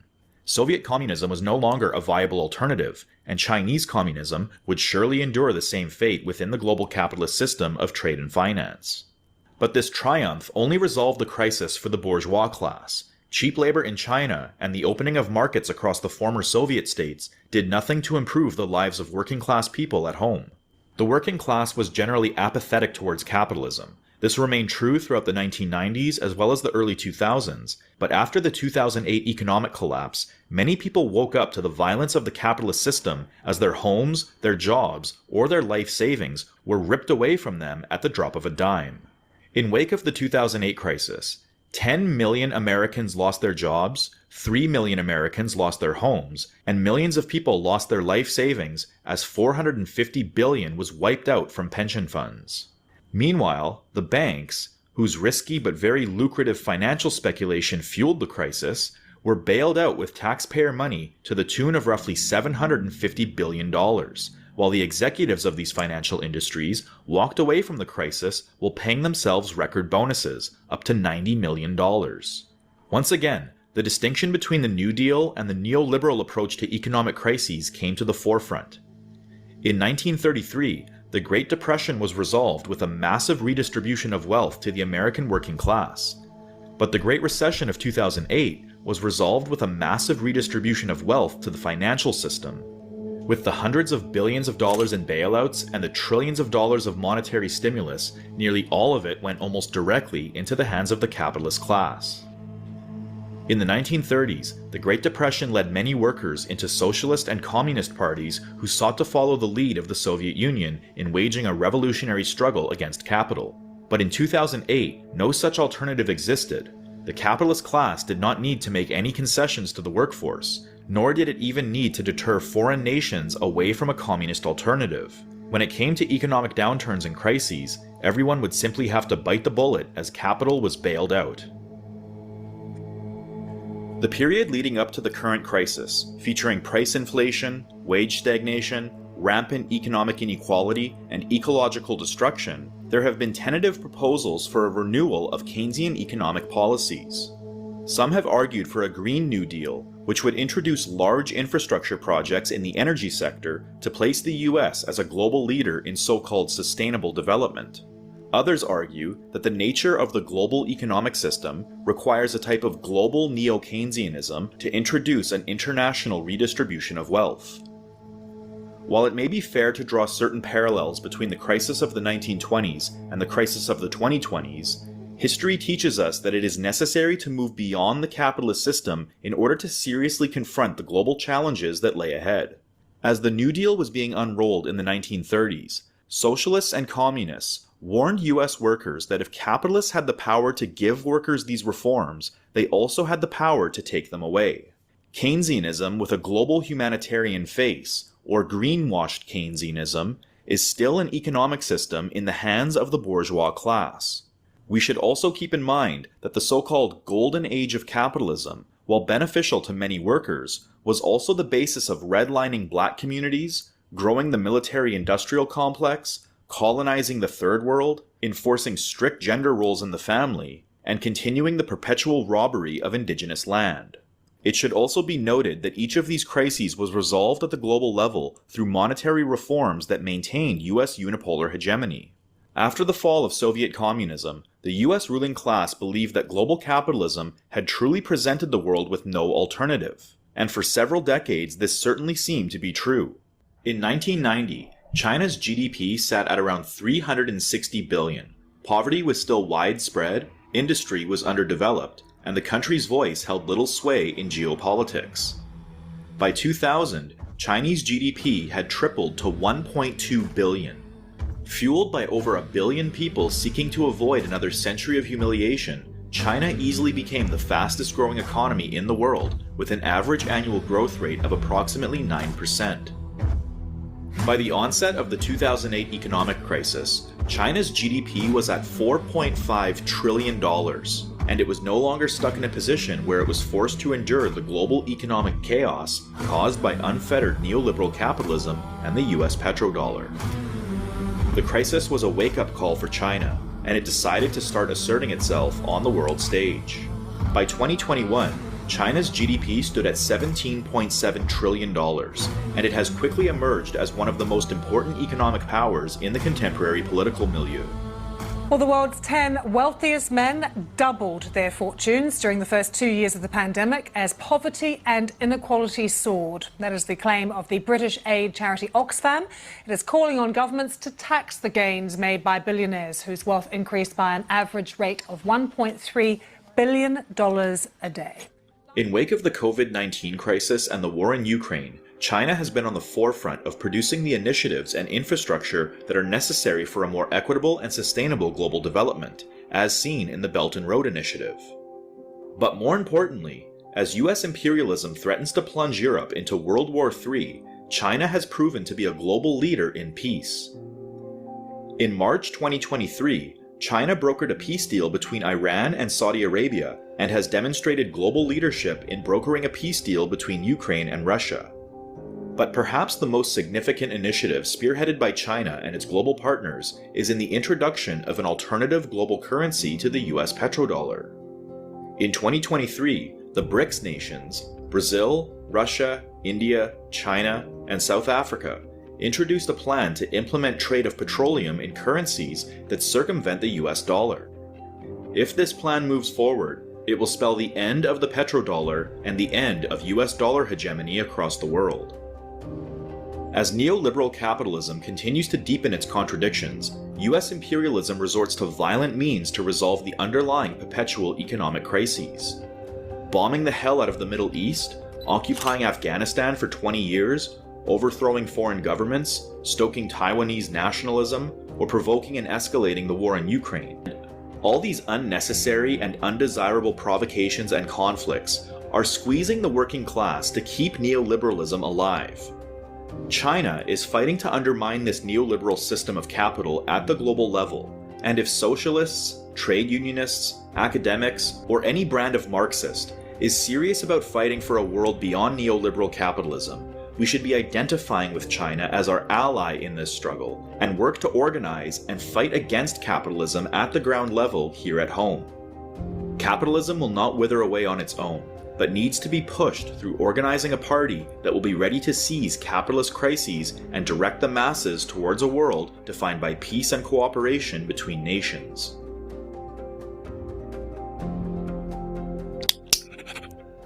Wow. Your commentary, sir? It's a lot of good history. Some of that stuff I've read myself, and it is true. Honestly, I don't even know where to start because I took a few notes. Let's see. So, when they said that FDR wanted to save capitalism from itself, what I think is, and we saw that with the continuing economic crisis, that every so often the government has to bail, I mean, it's either the people or businesses, but lately they've been bailing out businesses. But a system like that is if we look at it from that aspect, it's chaotic, it's erratic, it's not stable. Of course it's not natural, even though they try to sell us that it's the natural, most best system, ever. It's better than, as they say, socialism and communism, and they'll always revert to Cuba or China. But the thing with Cuba is Fidel Castro actually did a lot of good for his people, but America had a bunch of sanctions on them, so they weren't able to get their footing, per se. The Russia-Ukraine war is something that, when we look at the media, of course, the media never gives us the truth anyway. But there's a lot there. Like this whole conflict is pretty deep. So I know you know about the Bay of Pigs with JFK. Yeah. So Russia wanted to put a missile base in Cuba, and the U.S. said absolutely not, because that's our backyard. We're gonna see it as an act of war. And it's the same thing with Ukraine. They had something like a handshake deal, Gorbachev and I think JFK, that they weren't going to put Ukraine into NATO. They weren't going to put a missile base in there. Yeah. Ukraine used to be a part of the USSR. Right. And I think Putin wants it back.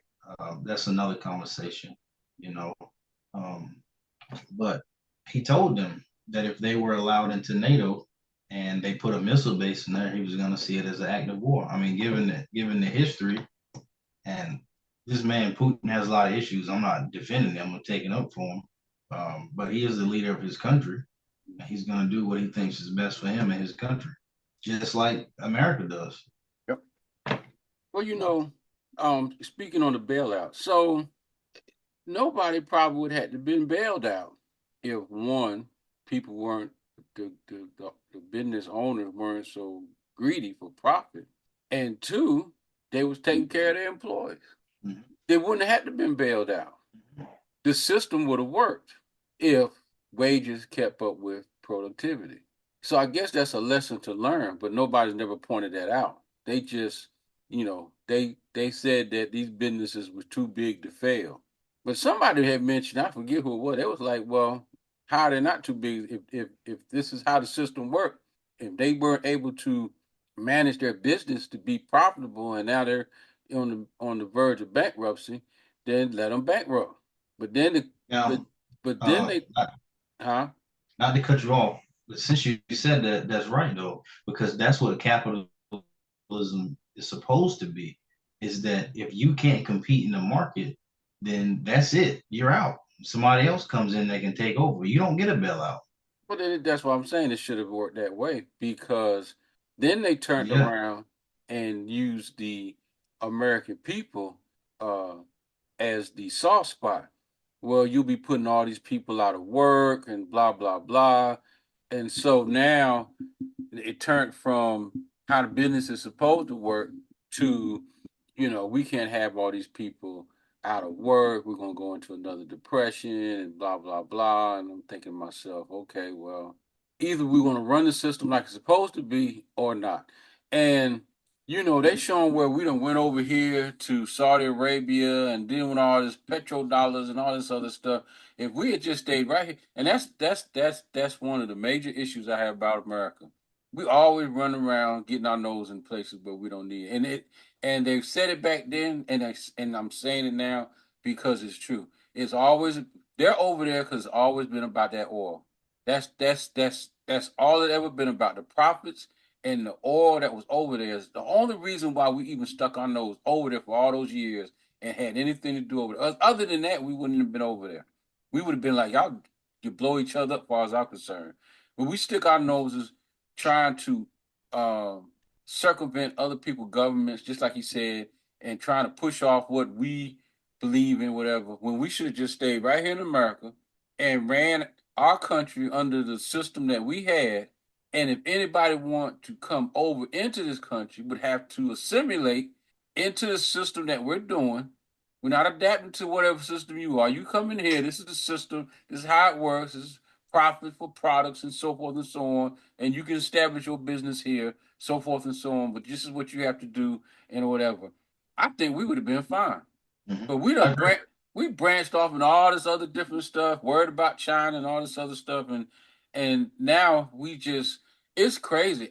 I don't think I can't say we won't never bring it in, but it's going to take a radical change to get us back on track to where we need to be, and that goes back to this election. We're going to have to vote all these people. You have to vote all them people out. Government needs an enema. And you need to flush all them people out and put new people with new thoughts and new innovations and new ideas in place in order to put some new ideas in that we can implement. And I think that would start to straighten out and fix the problems that we're in. Case in point, co-ops. I really, the more I look into that, man, the more I keep reading stuff and seeing stuff about that, I really believe that'll be the turning point that would really help us as a country, as a nation, to make it better for everybody, to get people to buy in and to share and be a part of an entity or whatever that might be, whether it be business, residential, anything that we're going to have a part of that we buy into or whatever, to be a owner, a sayer, have a vote. I really believe that would really be a turning point, and we wouldn't have a lot of the issues that we're having now. But I'll turn it back to you. No, I mean I agree with you. It's been time for change, and I think a lot of the issue is, and it's another reason why, or one reason why we started this podcast is because there's so much information that's just hidden from us. So It is. People out here flying blind. They're not. They always say that they want consumers who make informed decisions, but they're not giving people the truth to make informed decisions. They're not making informed decisions. No. No, they're not. And we're so programmed now that we won't even we won't even research or even look for the truth. We just go. We're just it's mob mentality. We just go with whatever party you attach to that you agree with. When they start spewing off stuff, you just run with it. Yeah. And it's really now to the point it's just so damaging because you can't even get a point across without the other side just no, that ain't right, or so and so is this and so is that. um Matter of fact, we was at a Saturday. I was with the AFL-CIO. They're doing a from here till elections, man. They're doing canvassings, they're doing phone calls, they're doing all kind of stuff. Of course, they're backing uh, uh, Kamala Harris. Mhm. But it was interesting. But it was interesting. Well, let me go back. So interesting to they don't now, and this is just from what I observed. They don't go out to the neighborhoods, and it's like we're trying to convince people who to vote for. So I like that. It was pretty much just making sure people were informed that we're voting, about early voting. If you have any issues about voting, this is who you need to contact. Um, it wasn't about trying to convince either or that you should be voting for, which I thought was great because at this point you're not going to turn nobody's decision. Either they're voting for this person or they're going to vote for that person. But to ensure that they're informed, regardless of who they're voting for, make sure they have the right information. I thought that was pretty neat that's how they do their canvassing. But lost my train of thought because I actually was saying that because we was talking to somebody, and anyway, it was just the fact that we're bullheaded. I guess that's the word I was looking for because again, out of all the people that we have in America, we're down to these two people. Oh, Trump. I was gonna say Trump. To be honest, if Trump would just keep his mouth shut, if he just would not say anything, just smile and read the words off the teleprompter that they put up there. If you got to say anything, uh, he would probably be in a better situation than he is now. But the sad thing is, um, neither one of them, neither one of them are going to be because both of them, if you done listen to them for so long, both of them just tell lies about everything um, because even on Harris, somebody asked her about doing something for the black folks, and she was like, I just can't do nothing just for the black folks. That's what came out of her mouth.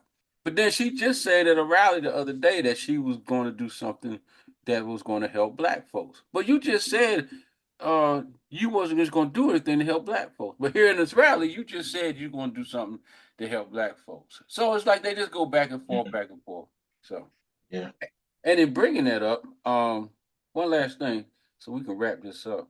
So now that we're down to the last 3 weeks, now they want to bring out the issue about the third party, and so they're trying to. I know what they're trying to do. So we're gonna list a little bit. They're trying to get people not to vote for the third party because, of course, they always say the third party is what screwed everything up because that takes away the vote.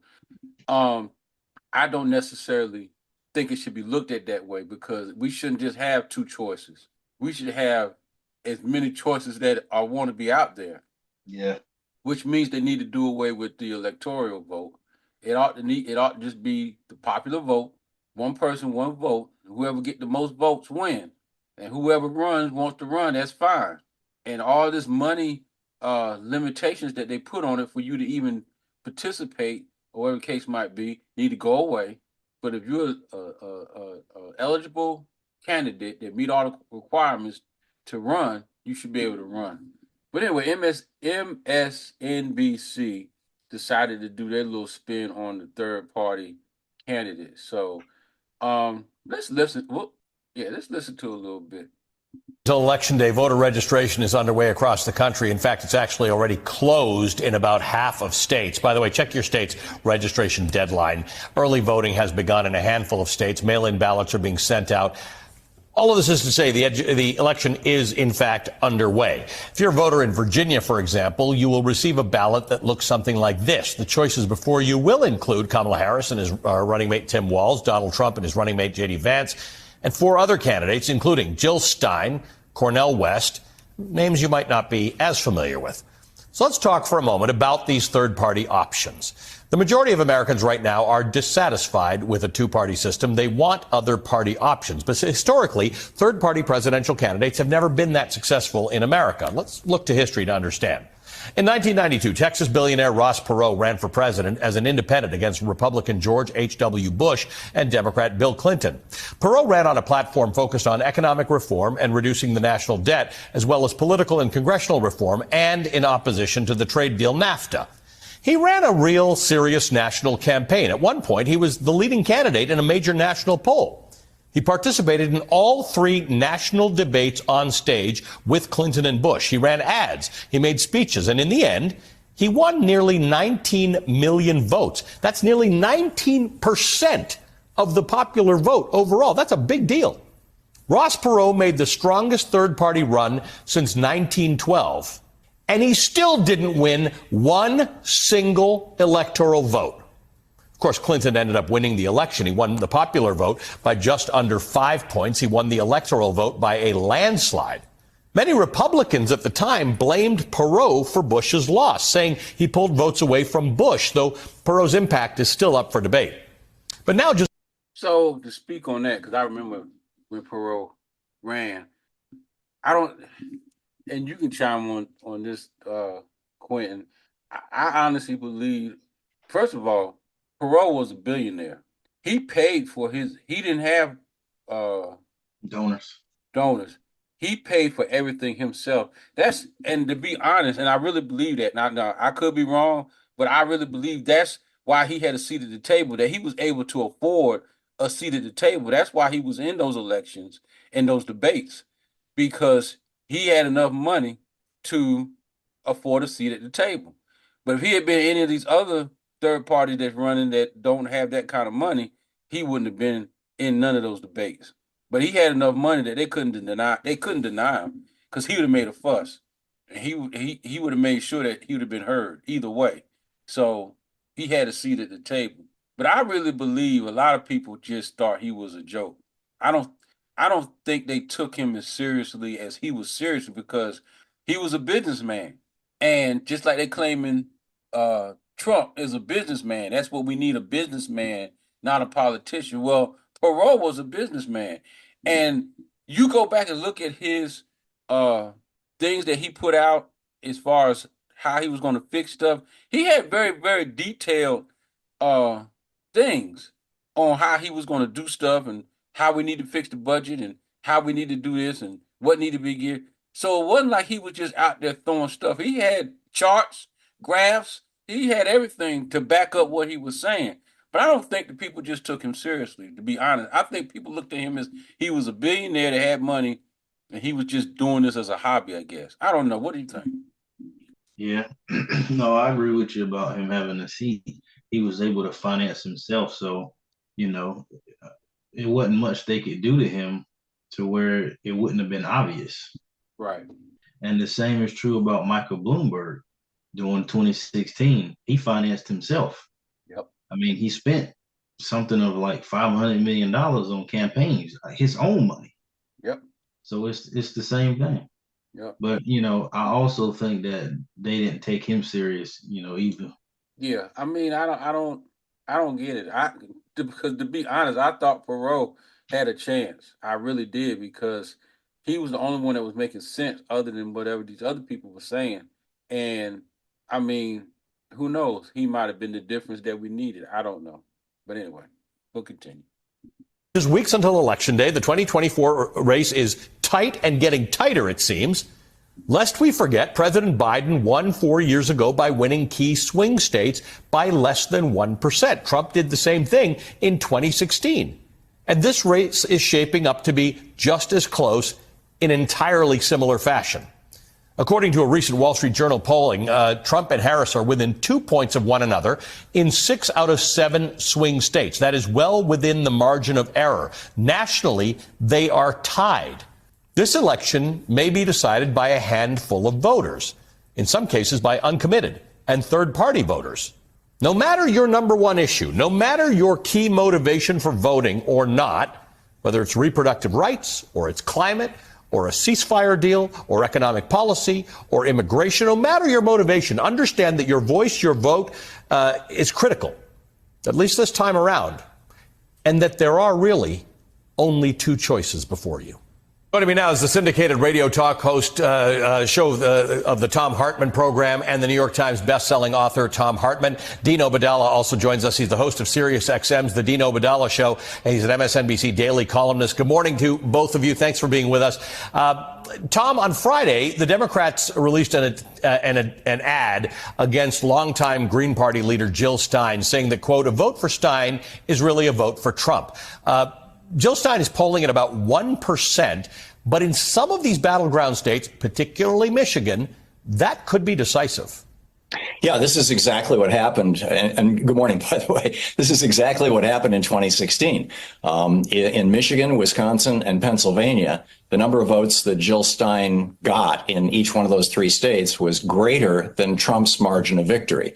So assuming that most of those votes would have gone for Hillary Clinton instead, had she not been on the ticket, Hillary Clinton would have become president. And now some of her people and apparently her as herself as well are kind of bragging, we're going to teach the Democrats a lesson. Apparently the lesson is, we'd like to have Trump for president. Right. Well, and it's worth mining that a little deeper. Dean, Harris continues to struggle to secure Michigan's very large Muslim and Arab voters, some of whom are still concerned that she hasn't done enough to articulate what she will do about the humanitarian crisis in Gaza.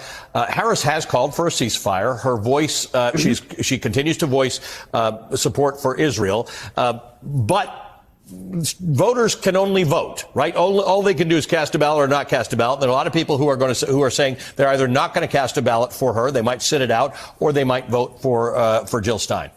There were 2 recent polls, one by the Arab American Institute and another by CARE, the big Muslim group. Usually Democratic presidential candidates, 2-to-1 support of Arab and Muslims. It's a different community, but there's an overlap, 2-to-1. This time it's neck and neck. And you have Jill Stein among Arab Americans Muslim Americans getting big support. Arab Americans, there's more gravitating to Trump than I've ever seen before. It's neck and neck with Harris. But still, these polls show things can change, Ali. And they ask people questions. And if Vice President Harris would talk about not just empathy for the Palestinian people, but a policy change, that's what people want to hear. Like, I will enforce the Foreign Assistance Act that conditions military weapons that have to comply with international law. That's already our law. And saying you'll apply it to Israel and everyone we give weapons to. We will no longer protect Israel completely in the UN. If they violate international law, we will allow them to be sanctioned.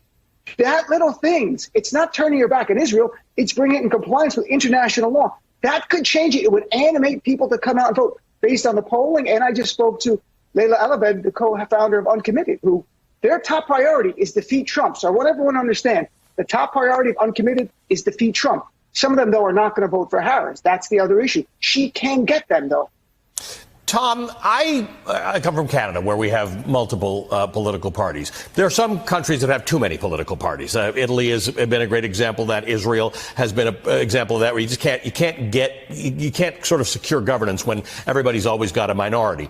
That said, I'd like more political parties in America, but our structure is built around 2 parties, and that would need a certain amount of structural change so that a guy like Ross Perot, who got 19% of the vote, could get 1 electoral vote. At the moment, voting for a third-party candidate can only be thought of as a protest vote.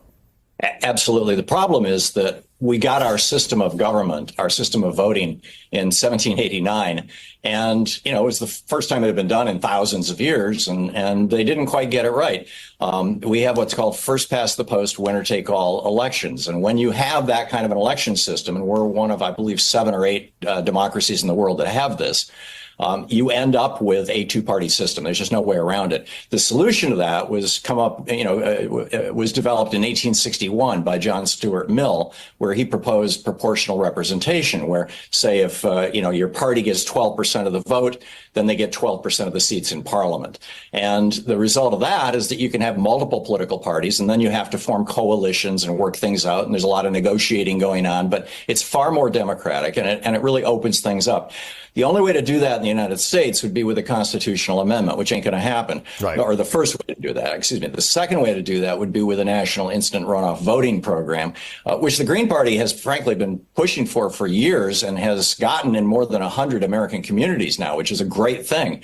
But we don't have it nationally. So without that, without instant runoff voting nationally, anytime you vote for a third party, you're basically voting against the party that you feel closest to.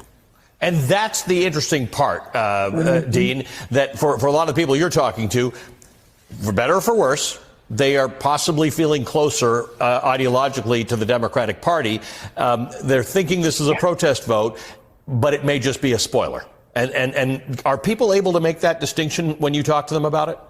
Sure, they are. And my plea, Ali, to my fellow Democrats who are speaking to people who are concerned about the policy in Gaza and our U.S. funding now in Lebanon, we're watching loss of life there, is don't tell them, oh, Trump's going to be worse. We all get that. Everyone understands it. Show some empathy, show some compassion, understand the issue, talk about that, and pledge that if Harris wins and you support Harris, we will work with you to change American policy going forward. We can only look forward. And Ali, I've talked about this. Martin Luther King, he said, we are tied together in this mutual garment of destiny. What affects one of us directly affects all of us indirectly. Trump is a threat to every one of our communities. Okay, I'm done. See, this is now they want to sit there and say, well, this is how our system is, and if you vote for a third party, you basically just voting, casting the vote or whatever because you're pro. I don't believe that. I really believe, especially with Jill Stein, I believe if enough people get out and vote for her, she'll win. And that's the thing. I was trying to look up the turnout in 2016, but they said something like almost half the country didn't vote. So out of registered, I did find some numbers. So 2016 registered voters was 157 million people, right? Almost 158 million. Right. Turnout was 136 million. That's 20 million people right there. And then they break it down to turnout for voting age population and turnout for voting eligible population.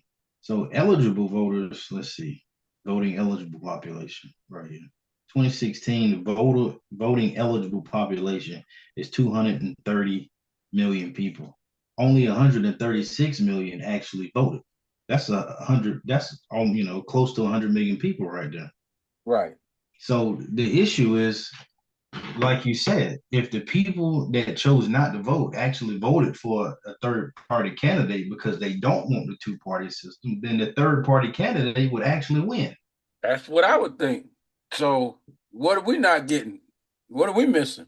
They sit home. I mean, they're tired of it. They don't want two party system either. I've heard people say that they weren't, they're not voting. I'm like, well, you don't have to vote for either one of them. There's other people you can vote for. But, if we all get organized on one accord and say, all right, for the people that don't want to vote, this is who we're going to vote for and protest. And I think that's what's missing. Now that I'm really thinking about it, I'm kind of baffled because, especially with Cornel West, why would they not use the social media platform like Obama did? That's what pushed him over, because he used social media, and I mean, people was donating $1, but when you talk about millions of people voting, giving you $1, you got some money to work with. I'm shocked that Cornel West and Jill Stein and the rest of them didn't do the same thing. Just launch a social media campaign. It's cheaper and you reach more people. Because stuff gets shared if it's go viral. And of course, now it's just the election year. Anything you put out there is going to go viral. And I'm just kind of baffled why they didn't do that. So they are on social media because I follow Cornel West's page on Facebook and Twitter. Not Twitter, Instagram. But the algorithm, the way the algorithms work, and being that he's speaking, which would be seen in direct conflict with American, the status quo, they won't push him. They may take some of his stuff down. And the same thing with Jill Stein. The algorithm will keep them out. So I know that for YouTube, certain websites, or for Google also, but certain websites get pushed to the back. And I think the IWW is one of them. It's the IWW, and it's another one. It's another like worker website. When you go to Google them, you'll see a bunch of links come before them because of the way the algorithm's set up. And again, we're talking about manipulation because the algorithm has to be programmed. And so if you're programming it to pick up on certain stuff and not pick up on certain stuff, this is what happens. And we can do our part, and share his stuff, and it'll get like that. And there's a lot, like he has a lot of support, but so does Jill Stein, because this isn't her first time running. She ran in 2016. I mean, both of them, have a lot of support, but as far as they're not going to get too much of corporate media, and if they do, they're going to have them on and try to embarrass them. Yeah. Well, like I said, it's going to be interesting. Who knows? One of them might make it. I don't know. It's all a toss up at this point because nothing. Normally by now you can kind of predict who's going to win, but at this point, it is all a toss up because, like they said, people are fed up with the two-party system and people want change. But I tell you, people, America, don't stop here at this election. When we get past this, the very next one is for the congressmen and the senators. And that's when you really going to make a difference. You really need to push them out and put some new blood up in there. And you'll get the change that you want. But if you leave them old fogies up in there, it's just going to be a back and forth. Because I can only imagine if, let's just say Cornel West ends up winning. Who knows? The Mars and Pluto was in line with Uranus, and everything just fell into place. We wake up to that on November 6th and realize that Cornel West or Jill Stein, either one, has now won the vote, and they are going to be president. If you keep either majority, really you probably have to keep neither one majority. But if you keep any one of those two parties in power in the Congress and the Senate, they'll never get anything done. The only thing they'll get done is whatever they could get away with an executive order. But as far as true policy changes and things that got to be done, they'll never get it done. So if we wake up November 6th and one of them are in office, gear up for the next election to get all them people out of there and put new people in there so that something can get done. Because if you don't, ain't nothing going to get done. It's just going to be gridlock. Like I said, unless it's something they can do with an executive order, when they try to push actual policies through to try to make a change, them folks ain't going to make. They're going to filibuster. They're going to do all that stuff that they do, and the stuff just going to sit out there in limbo. And we'll all be singing that old Schoolhouse Rock song. I'm just a bill. Yes, I'm only a bill, and I'm sitting here on Capitol Hill. That's exactly what's going to be happening. Sitting on Capitol Hill. Anyway, anything else you got to add there, my brother? No, I don't. All right, people. We appreciate you hanging with us. It was kind of a long one, but again, like my partner said, we want to educate you. Getting on here and going back and forth about the different politicians and the rhetoric, and I mean, that's fine. You got outlets out there to do that, and that's fine. That's what you want. But we didn't feel that that's going to be beneficial to the cause.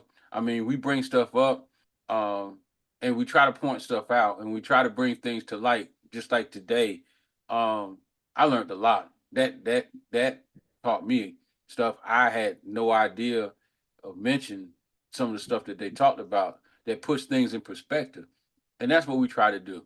I guess you can call us a teaching channel. I don't know. But it's not about the rhetoric and the name calling and the bullying and all the other stuff. It ain't gonna get us nowhere. We want to educate. We want to energize, mobilize, as they like to say, to get you thinking of another way. Because there is another way. That's one thing too, as they were saying, like Quentin was saying. Everybody want to make it seem like there's no other way. There's other ways. There's other ways to do things. There are other means of getting stuff done that other countries are doing, and they're successful. But it doesn't never make it here to let us know that, hey, so-and-so country tried this to fix their homeless problem. And guess what? It worked. It worked. And now there's cities that are trying to implement that same program that we talked about here on this podcast, and it's working. And it makes sense. And it shows empathy and compassion toward our American people, our brothers and sisters, that we should be showing anyway. And it's great. So I applaud those cities that are implementing that policy and that plan. And if you're in that area, support them. Do all you can. Maybe volunteer to help them out.